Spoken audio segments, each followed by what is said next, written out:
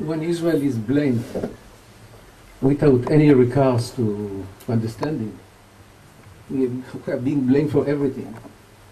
So there is something more than criticism of policy. I'm ready to accept any criticism about our policy against the Arab world and Palestinians. But I never accept the fact that we are being blamed for everything. When Anna Lindh, the late Anna Lindh, I'm speaking now about Sweden, but it's good for Norway, it also used to be good for Denmark. When there was a retaliation of Tzal against Palestinians attacking Israel, Israel was condemned by the government officially, yes, with a nice communique. So we have not the right to protect ourselves, to fight the Palestinians. They came to kill us. And when there was a Palestinian attack, a big Palestinian attack, suicide bomber who killed 20 people, then Anna Lindh and some people in Norway published a balanced communique. What does it mean, all this? There was a prejudice on the basis, the foundation against Israel, and it's always connected to the Jews. When there were and still are so many cartoons about Israel, Israel is Israel is in the wrong place, Israel is to be blamed, it's always connected to religion. And when you read the press, I remember the article, one of the most important of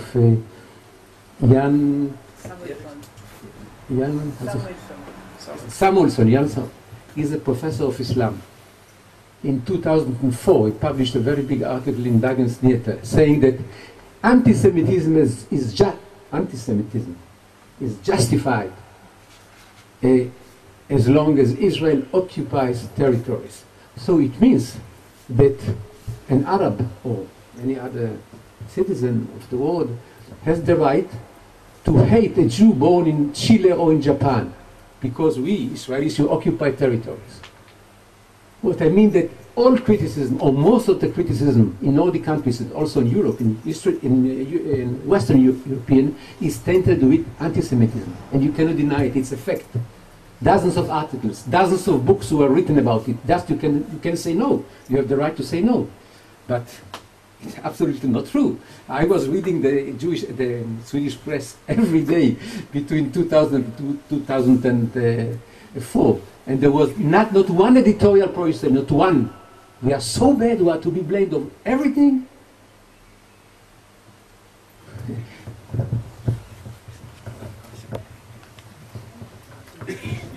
Yeah, I think to all the people in this room, it's obviously clear that there is such a thing as legitimate criticism of Israel, and that's the way it should be.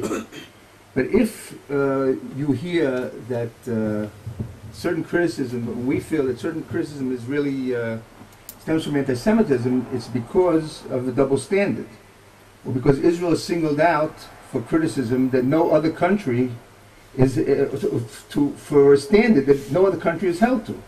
And this is the issue. We're not saying that Israel is infallible. Israel, like any country, makes many mistakes. Okay? You can write that down. Israel makes many mistakes, and given the circumstances that we're living in, it's not very surprising.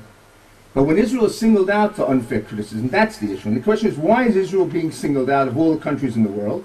And the answer is, I'm sorry to say, anti-Semitism.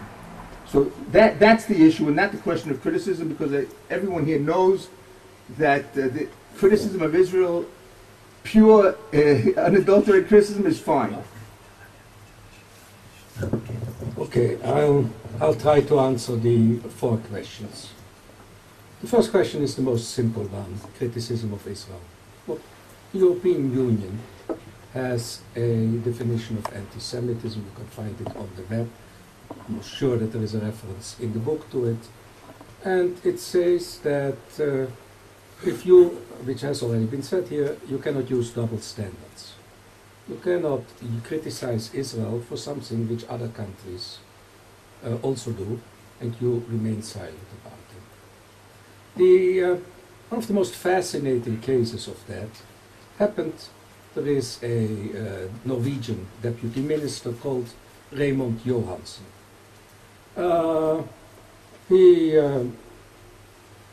He got once excited about the the calls of Hamas, where if you Hamas television, the clips are on the internet, you can see that they call regularly in the children program to become murderers and to kill Jews. Johansson didn't think that that was very severe. But one time the Hamas program had a program for little children in which one of the children called for the murder of the Danish cartoonist who had drawn the cartoons. Now suddenly Johansson got up and said this is unacceptable. And here you have the heart of the problem with a large part of the European media. They do not apply the same standards to Israel as they apply to other democratic countries. And that is the heart of the thing. Part of the criticism is justified. Part of the system is pure omission. I have a personal blog, has nothing to do with the Jerusalem Center for Public Affairs. It's called Bad News from the Netherlands. I take mainstream papers. I put every week 20 items up which show the Netherlands in a negative light.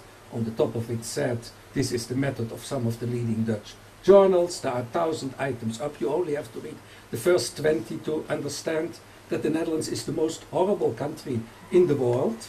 A country where the royal family has to ask the judges to take off their grandchildren from the pedophile sites. You have to go to court for that.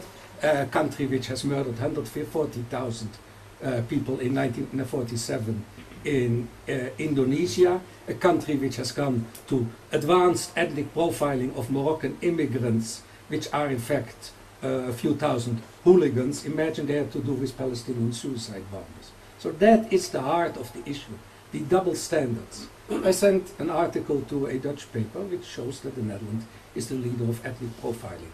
The editor, who publishes regularly articles of me, sends me back an email. The article is excellent, but we can't publish it. These and these are the journalists, perhaps, who could do it in their paper. That is the heart of this double standard, which is profound in Europe, and which is not only concerns us, but it concerns you Europeans.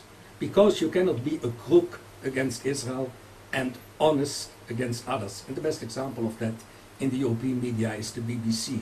The number of scandals which have come out on the BBC only in the last few weeks surpasses all the scandals they did against Israel. The call of two BBC performers on the BBC program, calling up an author, telling that one of them had slept with his granddaughter live.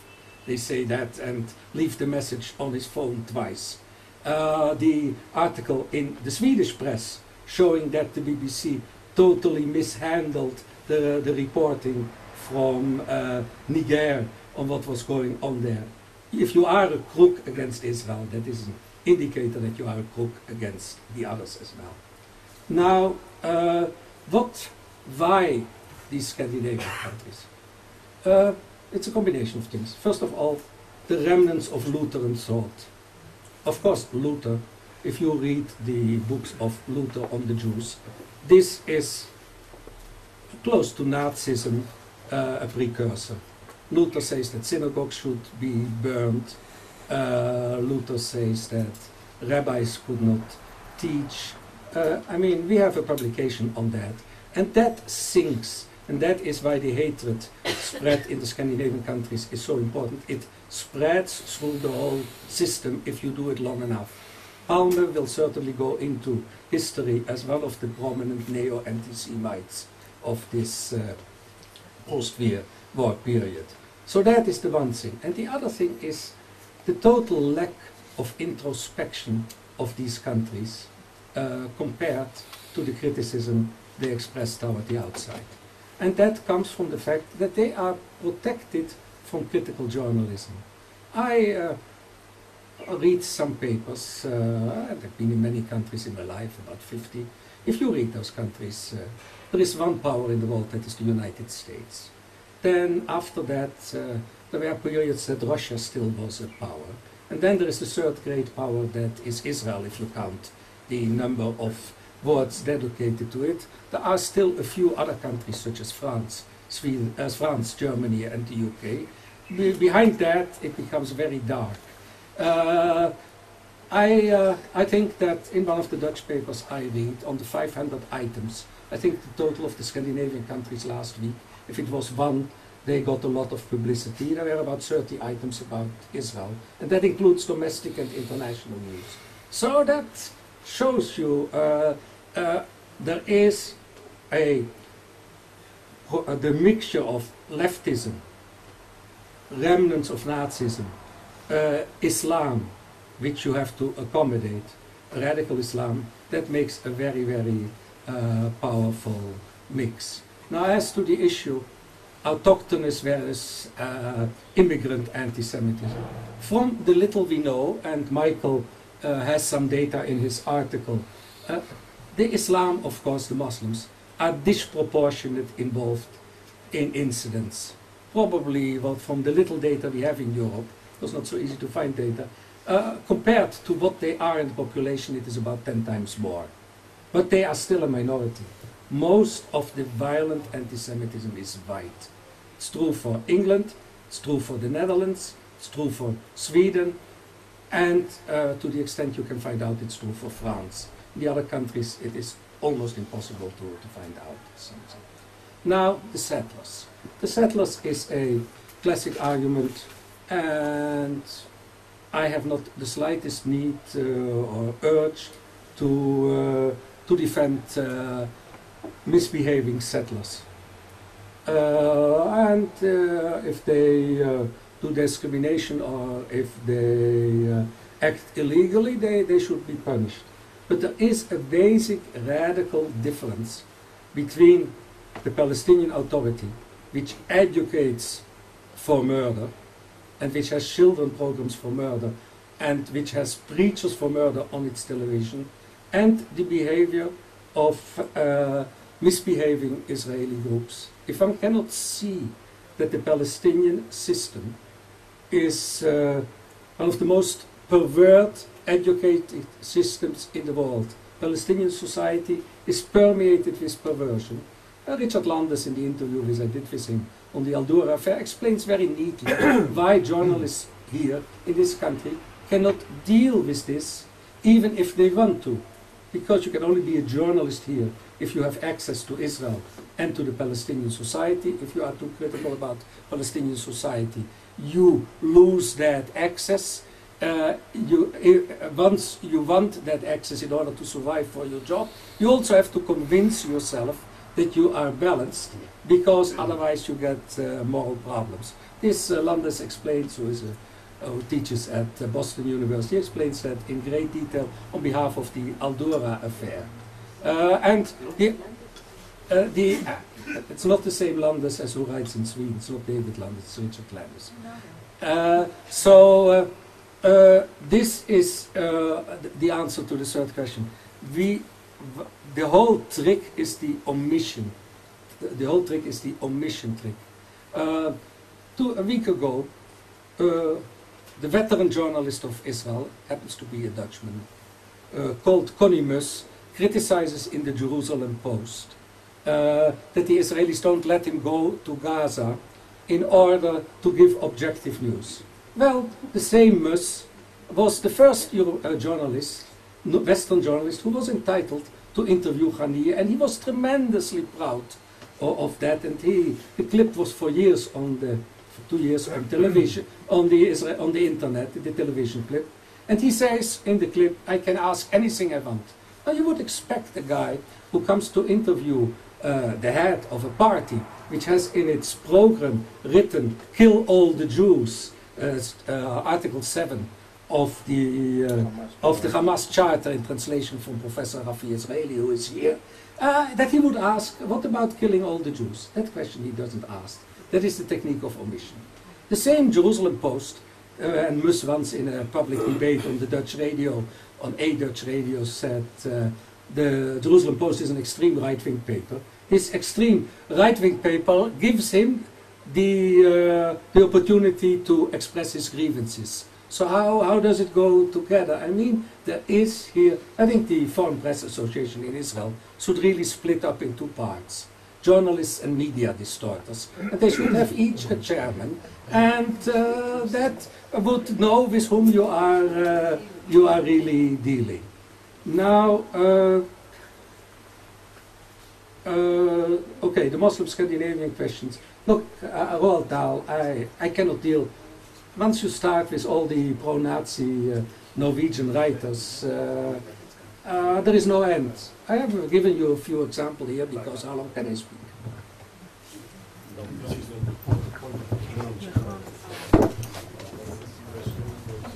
Right, now we're going to the second round of questions. First is Gustavo Prirednik, second Rafi Israeli, and third Sami Khan. Okay, so you can go first, and then the other three that I mentioned. We'll close this round, and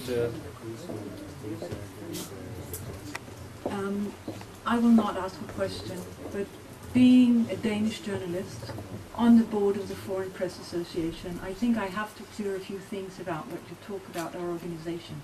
We're an organization of 400 journalists working in Israel and the Palestinian areas. We're not, as an organization, responsible for each and every person. We have protested the Israeli government. We are taking the Israeli government to the High Court of Justice because of the closure of Gaza for one reason only. And that is because the Israeli democratic government is a government promoting freedom of the press. And when closing off an area like Gaza in a situation where international organizations are claiming, and I'm not saying they're right or wrong, I say they're claiming that there's a humanitarian catastrophe going on in Gaza. Any government that closes off an area for the free press in such a situation is putting himself or herself in a situation where people will think, and for good reason, that something is being hidden. This is the argument for us wanting to go into Gaza to report. Now, if Israel chooses, or the High Court chooses to say the army is in its good right to close off Gaza, that's another story. We have not heard the verdict of the High Court yet. But I think for the truth of the matter, the reason for us wanting to be able to cover Gaza as we cover everything else is for the freedom of the press, not because of omission or anything else.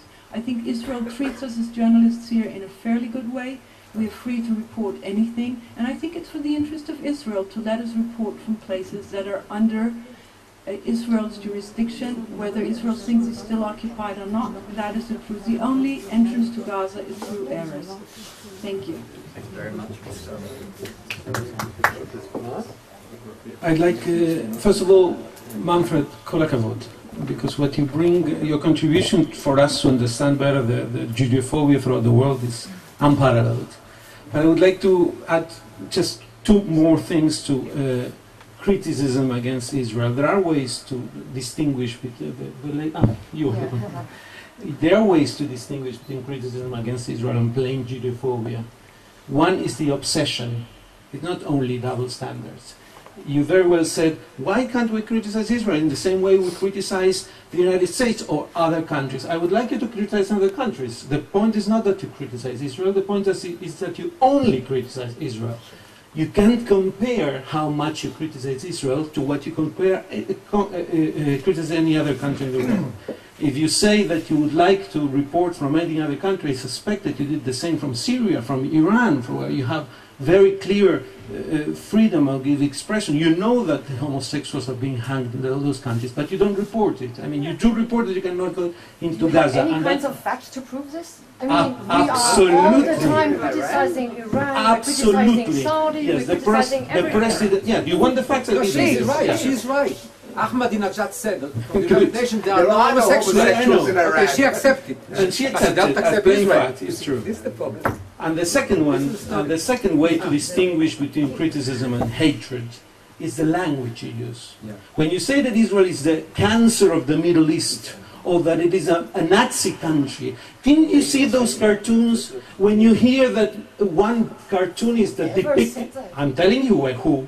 I'm telling you, you don't read the European press apparently. You're getting an information that a cartoonist who depicted Ehud Olmert as a Nazi got a prize from the Norwegian government, and you just are oblivious of the fact. They are telling you that this is a fact, and you are oblivious of that fact. And depicting Ehud Olmert as a Nazi is not insulting Israel. That is plain Holocaust denial. Because if Israel is a Nazi country, then the Holocaust never happened. There were never Nazis in the world. And that is your problem. You are obsessed with Israel as you are not with any other country in the world.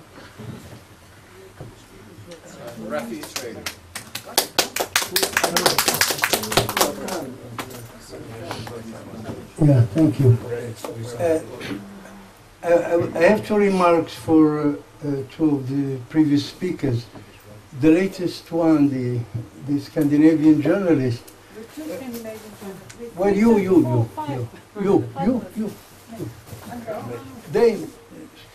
Then is just regarding Gaza. You know, there is another major humanitarian issue with Gaza.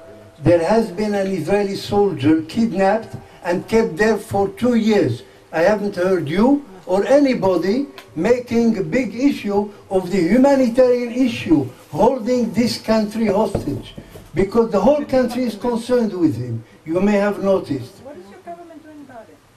And therefore, if... What is your government doing about it? Trying to get back. No, that's it. It's not doing about it because...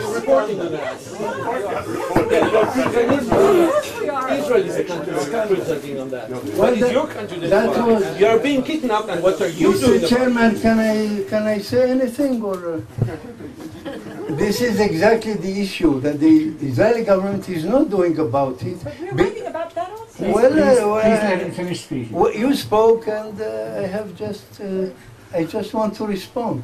I said if the Israeli government had done something about it from day one, the Gaza Strip should be closed and not one drop of water, electricity, or anything. Then we should tell the world, you have the choice.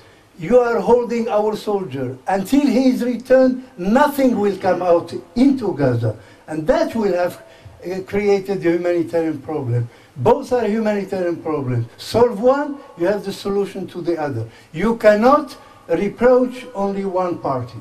This is my point. The second one was here about the settlers in the territory who say this or that. Look, in Germany, there are skinheads, neo-Nazis. And you do not say because of that Germany is neo-Nazi, right? There are groups behaving this or that way. And that's the reason why judging Israel by those settlers is simply wrong. You miss the point. And I'll give you an example which will enhance what Manfred said before, and this is taken from the real world. You know, some 3 or 4 years ago, a silly girl, I repeat, silly, settler from Russian origin in the territories in Hebron, held this caricature of Muhammad with a pig or something. It was wrong. She was arrested, and rightly so, and she was put in prison for 3 years. But it so happened that the day she was released from prison, this is how a country of law behaves. Somebody does a mistake or encroaches upon the law, he or she is punished. And this is the way you do it. The day she was released, a big photo was published in Haaretz, a newspaper, that was on the second day of the second Intifada, in early October 2000. And that picture showed a procession that was held in Ramallah, the Palestinian Authority. There was a donkey, and on the donkey they drew a swastika, which they knew is very what it does to Israelis, because it had no other purpose. They don't gain anything from doing it. It's only to hurt somebody. And they put a talith, this prayer shawl, on the donkey. They put on the donkey, and the procession went via Ramallah, just to humiliate or to look down upon the Israelis or the Jews, whatever. And on both sides of the road, policemen, which is representative of the Palestinian Authority, were applauding. So this is the difference between a country of law, which takes its violator of the law to court and is punished, and the other country, which is not a country of law, where representatives of government participate in humiliating or hurting the other party. And if you look at those two incidents which happened one day after the other, you will see the difference, and then you would not bring that case of the settlers, which is wrong and has to be condemned by everybody, to bring it as an example of Israeli behavior, because it's simply not true. Thank you.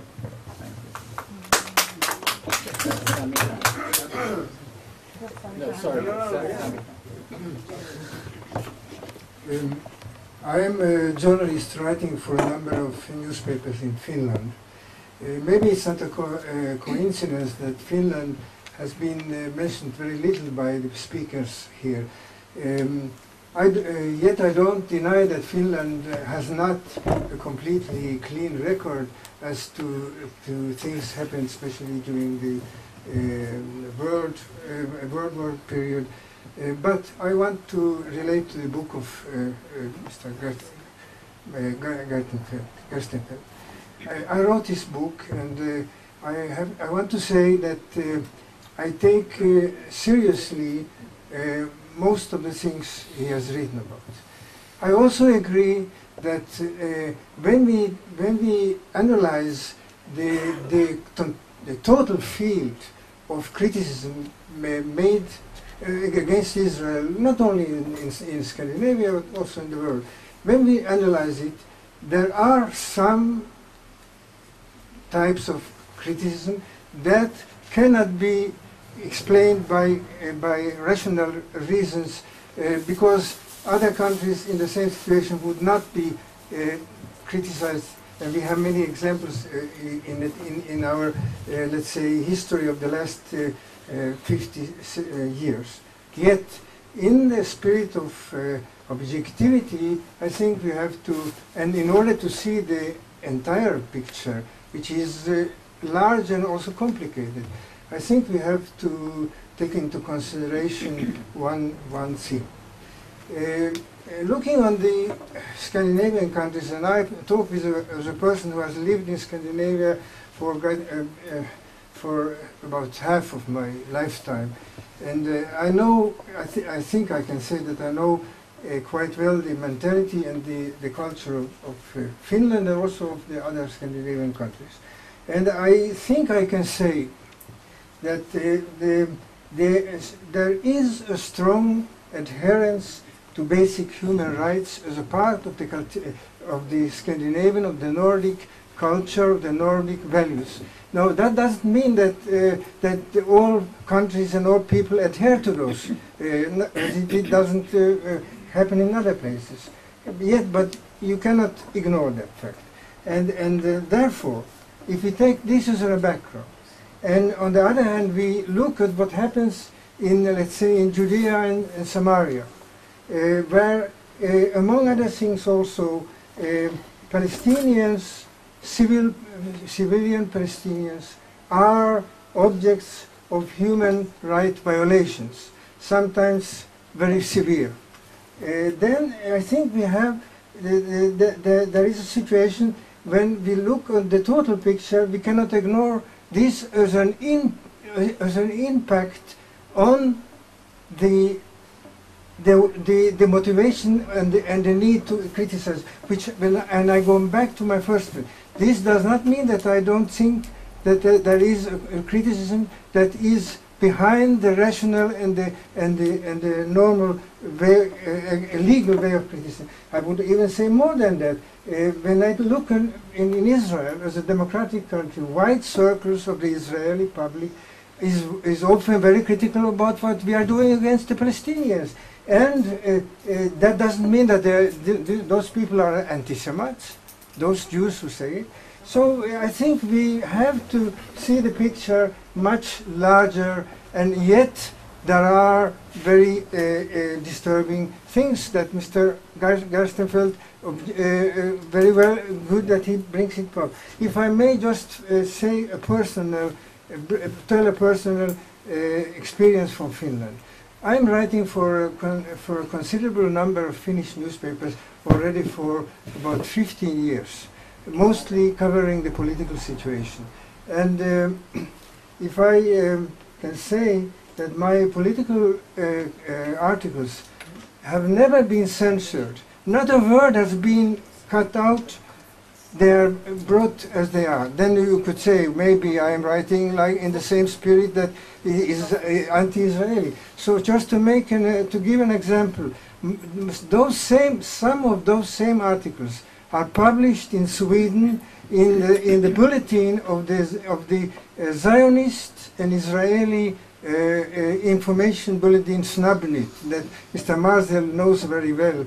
So if my articles are published in an Israeli public relation bulletin, I think they would not be too anti-Israeli.